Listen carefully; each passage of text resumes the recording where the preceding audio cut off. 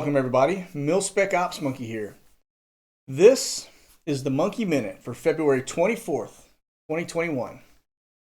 First up, we head over to Italy, where the incredibly powerful Etna volcano has lava fountains exceeding 3,300 feet in height. This is the fourth eruption in as many days, so we will be keeping our eye on this one. But the volcanic activity doesn't stop there, as we now have 3 volcanoes simultaneously erupting in Guatemala. People that live in the shadows of these 3 volcanoes are definitely in harm's way, to the tune of about 180,000 people. And if that isn't enough, we have Mount Rainier in Washington State, where we have had an uptick in recent activity and earthquake swarms on February 17th and 18th. Looks like things are about to shake, rattle, and roll. All right, so next we head over to Russia, where they have detected the first case of H5N8 bird flu. They're reporting that this is the first case of a bird flu strain that has been passed from poultry to humans, and that they have 7 people who have been infected, according to the World Health Organization.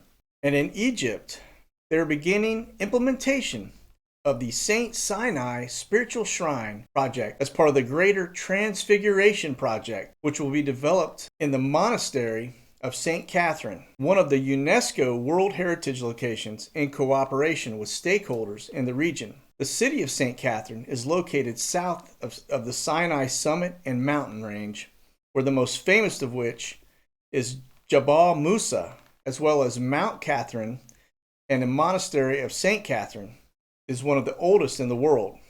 Keep in mind that Mount Sinai is where God gave Moses the 10 Commandments.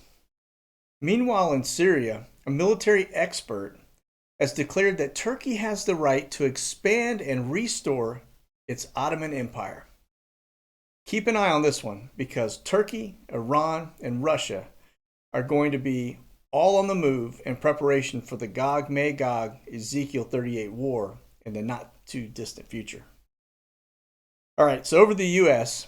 and here in Texas, where they are now facing a food supply shortage after the nightmare of blackouts that has restaurants throwing out expired food and grocery stores closing early due to stock shortages.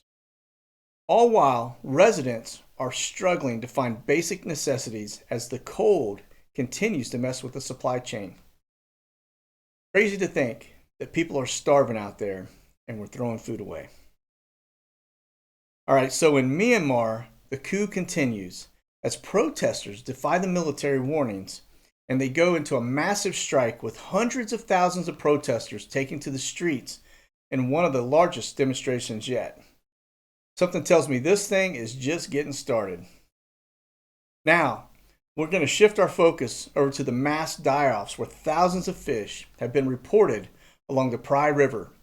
It's being reported that an investigation has been launched against a factory along the Prai River after thousands of dead fish, including catfish, have been found along the surface and along the water banks.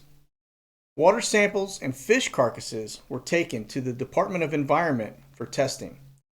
The cause of death is still unknown, but they received information regarding the release of untreated water into the river by a factory operating right beside it. Meanwhile, in Bulgaria, reports of a 4th bird flu outbreak at an industrial farm where authorities culled 55,000 hens.